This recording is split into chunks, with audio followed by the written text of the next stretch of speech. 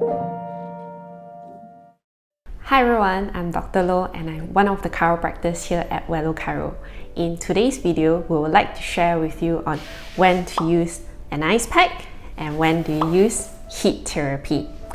It is hard to get through life without straining a muscle or spraining a ligament. Depending on the mechanism of injury, the severity, and the duration, the recommendation differs accordingly. Here are a few examples as to when to use ice and when to use heat. We occasionally wake up with stiff neck or some pains and aches that comes from sudden jerky movement when we get out of bed too quickly, especially when the muscles are not warmed up yet. In cases like this, it is considered as a form of an acute injury to the neck, and ice therapy is a recommended option. In any form of acute injury, there will be swelling and inflammation around the affected region, and ice would help to numb pain, constrict blood vessels, reduce inflammation, and limits bruises. Here's something to take note of when you're using ice therapy. Remember to wrap a layer of towel over a frozen ice pack to reduce ice burn. Another example would be lower backache from prolonged sitting in a poor posture, especially when you're working from home. You can refer to our previous video that we shared on certain stretches and exercises you can do while working from home.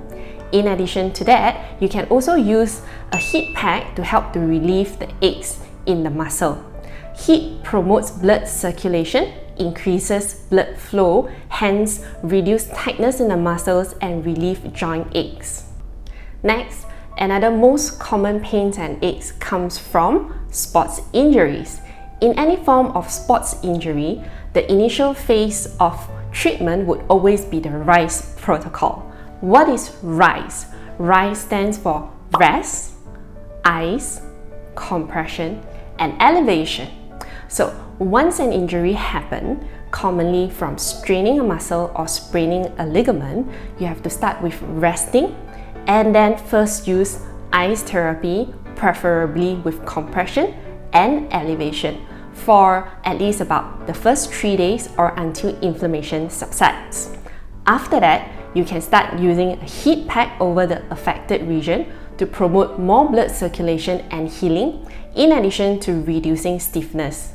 And don't forget about your rehab exercises to further increase on your range of motion and to reduce swelling.